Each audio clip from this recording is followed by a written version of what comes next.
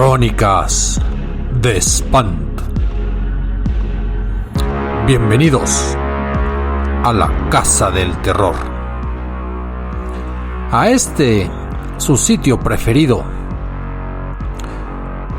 donde se les enchina la piel, se pierde la noción del tiempo, se borra la frontera entre la admiración y el miedo. Historias, leyendas, crónicas y anécdotas que reflejan el pensamiento profundo de los mexicanos con el más allá y lo inexplicable de nuestro comportamiento criminal.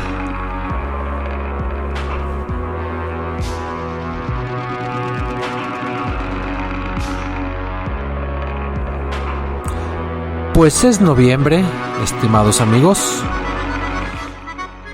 y tenemos bastantes municipios en el estado de Guanajuato que tienen sus propias leyendas. Algunos muy antiguos, datan de las épocas posteriores a la conquista, y otros de creación reciente no dejan de envolver con su aire de misticismo, con los cotilleos y las narraciones que parece ser cual teléfono descompuesto, engrosan con detalles y con cosas imaginables al límite las historias y leyendas que reflejan ese pensamiento que tenemos. Todos los pueblos de México están orgullosos de sus leyendas. Y ahora toca que hablemos de un municipio al sureste del estado de Guanajuato. Así es, me refiero a Jaral del Progreso. Que si para los toros del Jaral, los caballos de allá mismo, hay varias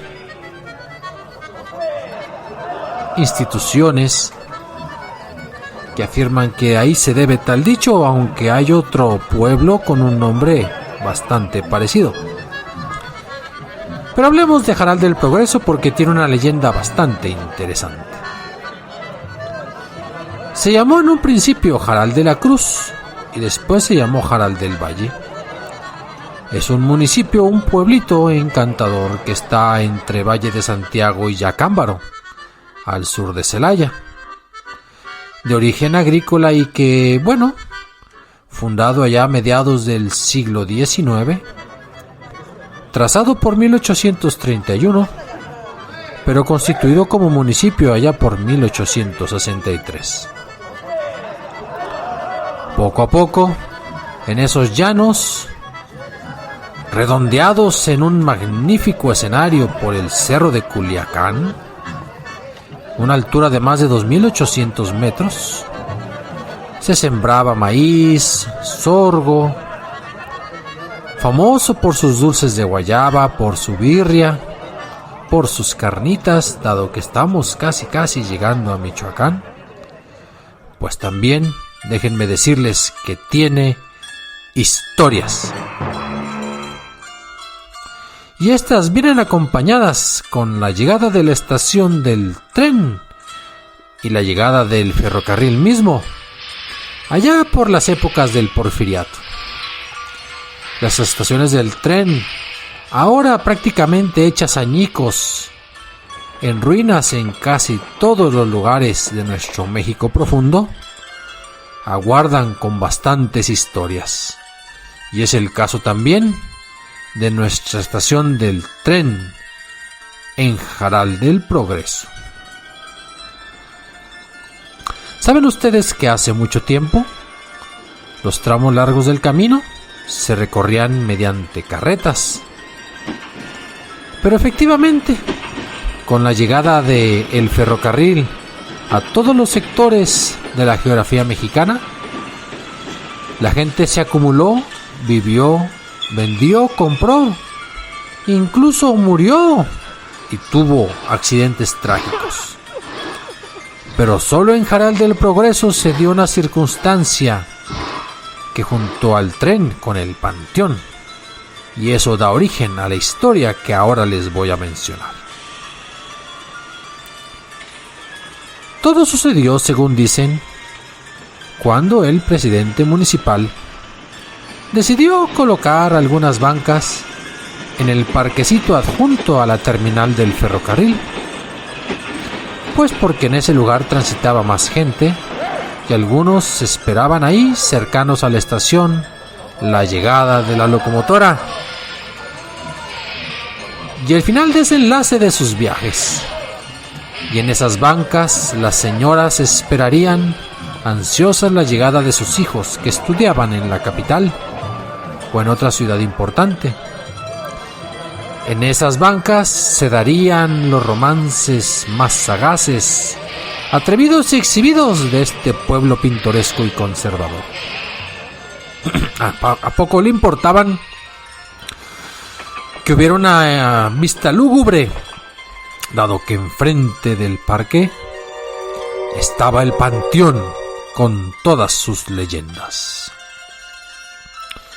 Y la gente se acostumbró a que estaba ese parquecito y que lo utilizaban, aunque poco a poco se dieron cuenta que las bancas fueron sujeto de vandalismo durante la noche. Aparecían muy maltratadas, rotas, y no hablamos del graffiti de las bandas y las pandillas de esta época.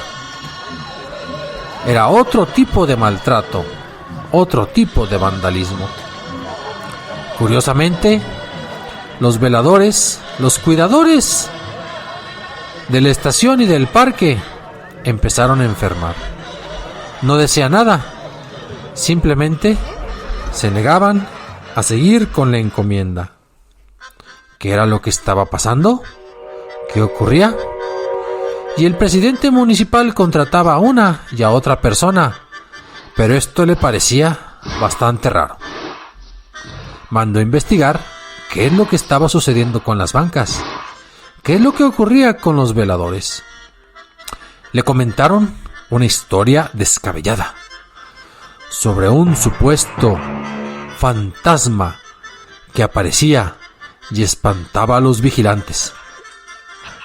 Bueno, esto le pareció ridículo y entonces ya no contrató a un vigilante, simplemente mandó a un policía de los más cercanos, de su entera confianza, para que se quedara en la noche y se pusiera a investigar.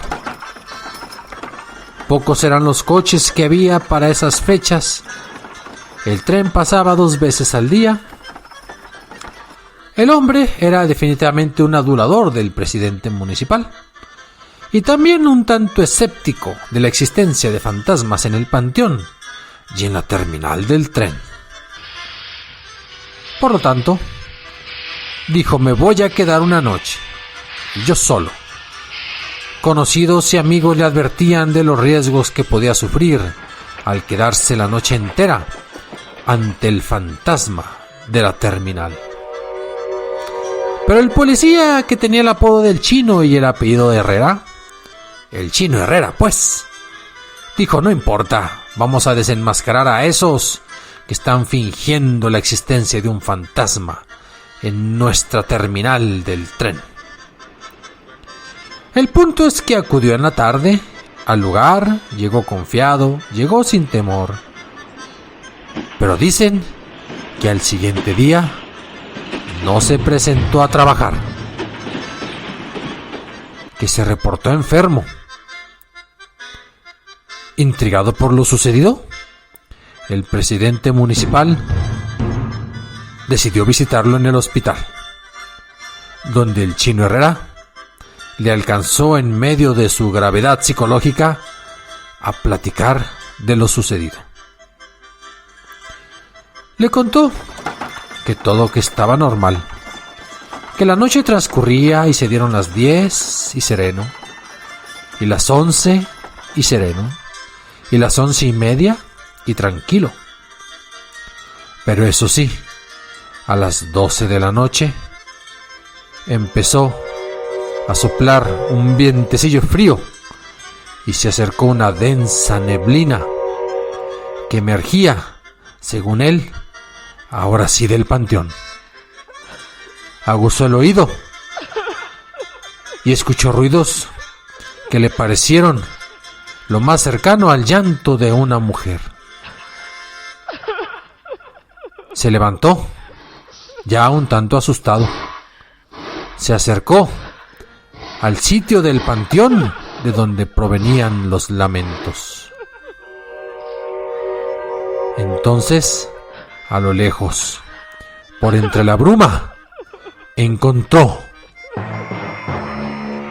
efectivamente, la silueta de lo que parecía ser una mujer. De modo que lo primero que hizo después de haberse sobrepuesto al susto era acercarse para auxiliarla porque se le veía llorando.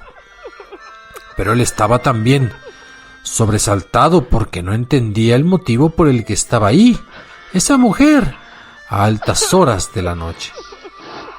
Al acercarse, se llevó el susto de su vida, pues la mujer salía del panteón y no movía las piernas. Iba como flotando a unos cuantos centímetros arriba del suelo. No se le veía el rostro, pero sí se notaban unos ojos rojos encendidos. La mujer, según dijo el Chino Herrera, se abalanzó sobre él, sin darle tiempo de correr. Él solo sabe que empezó a correr, todo nervioso, que se tropezó precisamente con una de las patas de la banca y que perdió el conocimiento. Después, cuando despertó, ya estaba en el hospital. Pero aseguran los que lo conocieron que el Chino Herrera murió esa misma noche, jurando en su lecho de muerte que todo lo que había contado era verdad. La gente se quedó convencida. El fantasma, el ánima de la terminal, estaba ahí. Se aparecía a las 12 de la noche.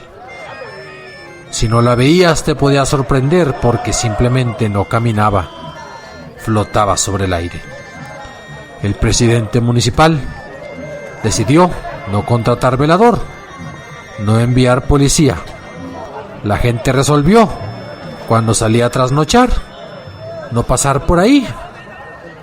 Y nadie se quedaba a altas horas de la noche a esperar a un familiar en la estación del tren de Jaral del Progreso.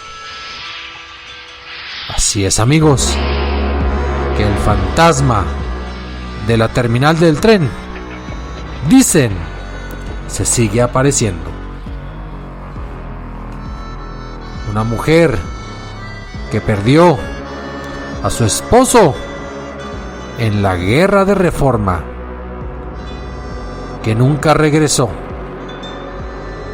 y que en su tumba, cubierta con las lágrimas de aquel amor perdido que nunca volvió a ver, yace la señal por la cual ella se le atraviesa a cualquier incauto que ose traspasar la línea de la medianoche junto a la estación del tren, porque dice que su amado llegará en caballo o llegará en tren, aunque no había tren cuando salió a combatir.